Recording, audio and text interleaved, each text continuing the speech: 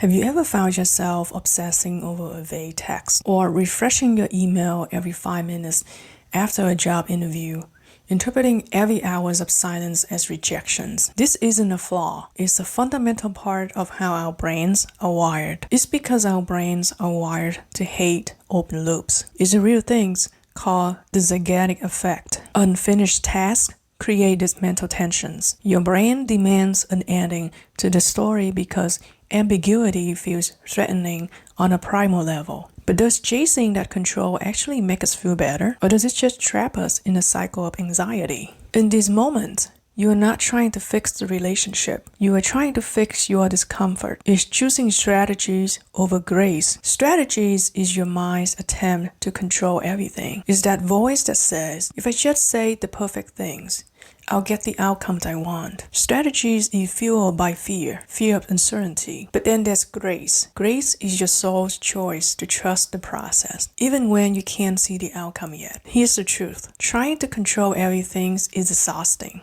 The more we chase control, the more we push away the peace we're actually looking for. But here's what I've learned. The unknown isn't your enemy. It's where growth happens. It's where you find clarity, not by forcing it, but by allowing it to emerge.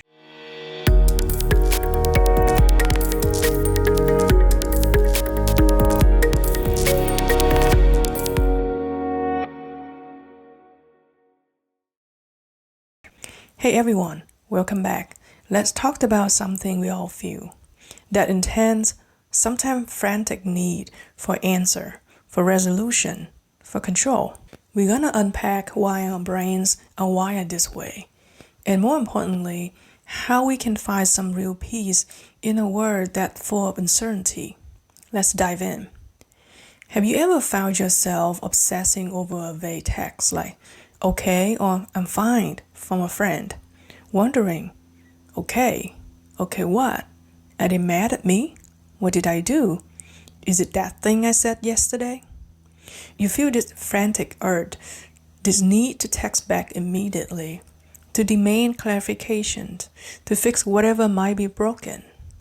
Or maybe you felt that itch to fix a disagreement right now, even when the other person isn't ready to talk. If that sounds familiar, you are not alone. That feeling, that desperate need to resolve the unknown, to close the gap, to control the situation right now, is not a personal flaw. It's a fundamental part of how our brains are wired. And understanding this is the first step to freeing ourselves from it. Today we're going to talk about why we crave control so intensely, the hidden psychological trap that keeps us anxious, and a powerful shift in perspective that can help us find peace, not by grabbing the rein tighter, but by learning to let go. Stick with me because this is going to hit home and maybe even shift how you move through the world. Now let's get to it. So why do we do this?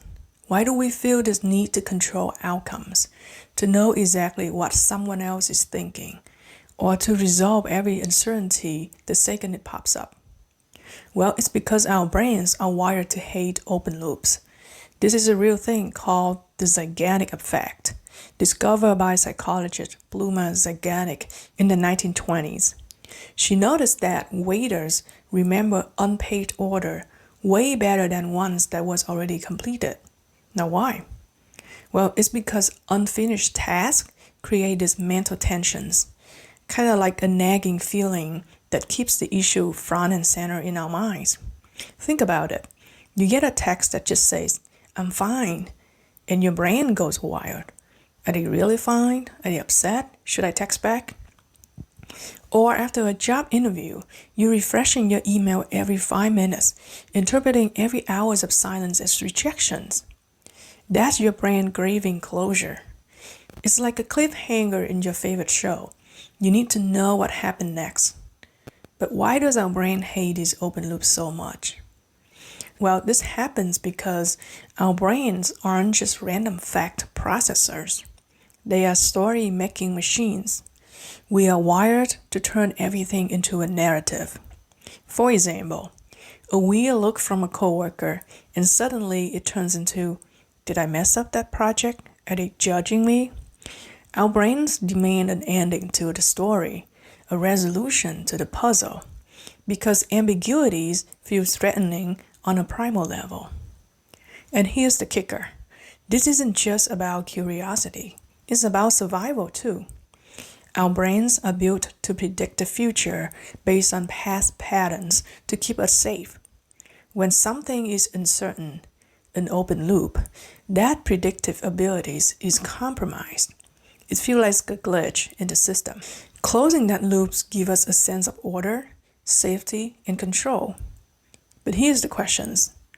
Does chasing that control actually make us feel better? Or does it just trap us in a cycle of anxiety? Now let me paint you a picture. And I'll admit, I've been guilty of this myself, probably more times than I like to count. Picture this. You're in a new relationship, and things are going great. But there's this ambiguity. You don't know where it's headed, and it's driving you nuts. So you push for that define the relationship talk way too soon. Not because it's the right time, but because you can't stand the unknown. Or you had a disagreement with someone you love, and instead of giving them space, you feel this overwhelming need to hash it out right now, even if it's 2 a.m. and they're not ready. But here's the truth. You're not trying to fix the relationship. You're trying to fix your discomfort. Now here's another example. You wake up feeling off, maybe sad or anxious, and you don't know why. Instead of just sitting with it, you start overanalyzing. Is it because of work? Did I eat something weird? Am I just broken? You're desperate to find the cause and fix this immediately because sitting with the unknowns feels unbearable. I've done this. I've sent those follow-up texts, over-explained to myself after an argument to seek forgiveness immediately and profusely, not necessarily for the other person's benefit, but to relieve my own discomfort.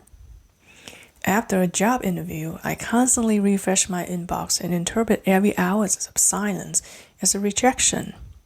And every time, it's not about the other person or the situation, it's about me trying to escape the discomfort of not knowing. In all these cases, the driving force is the fear of the unknown and a lack of trust in the process. It's choosing strategies over grace, fueled by the belief that if you just control things hard enough, you can avoid pain or uncertainty. Choosing strategy over grace is the difference between trying to force an outcome versus allowing an outcome. It's a choice between control and trust. Think of it as the difference between how your mind reacts to a problem versus how your soul responds to it. Strategies is your mind's attempt to control everything. It's that voice that said, if I just say the perfect thing, or push a little harder, or analyze every detail, I'll get the outcome I want. It's micromanaging to plan the perfect thing to say or text to guarantee a certain response.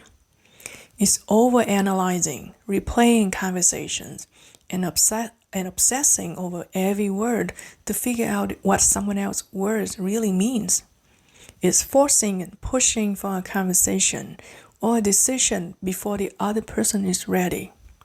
And it's chasing and refusing to someone have space because the distance feels too threatening to you.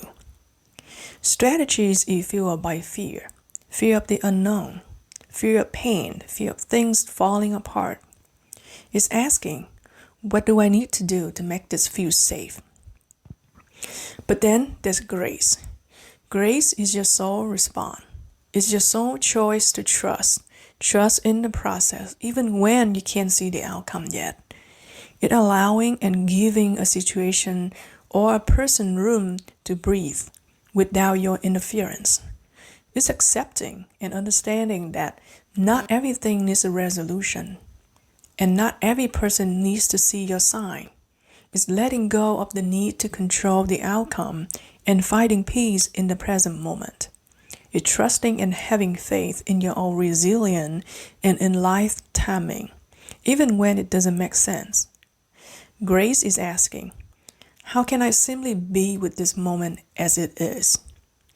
Ultimately, Choosing grace over strategies is about letting go of the illusions that you can't control everything and instead finding power in your ability to trust the process. Now, letting go of control isn't easy. Our brains are literally wired to crave closure. That's the organic effect we talked about. It's real and it's powerful. Plus, we live in a culture that glorifies actions and productivity. We are taught that sitting still, letting things unfold, is lazy or weak. We are told to fix things, to take charge, to make it happen. But here's the truth. Trying to control everything is exhausting. It's like trying to hold water in your hands. It just slips through and you left feeling frustrated. The more we chase control, the more we push away the peace we're actually looking for. Now I get it. Letting things be feels risky. What if you give someone space and they drift away? What if you sit with your emotions and they don't go away? But here's what I've learned. The unknown isn't your enemy. It's where growth actually happens. It's where you find clarity, not by forcing it, but by allowing it to emerge. So there you have it. Why we crave control and how letting go can actually bring us closer to the peace and connection we're searching for. I would love to hear from you in the comments. Have you struggled with letting things be? What's one moment where you choose grace and how did it feel to you? If this resonated with you, subscribe for more content on mastering your inner world. Until next time, keep trusting the process, and I'll see you soon.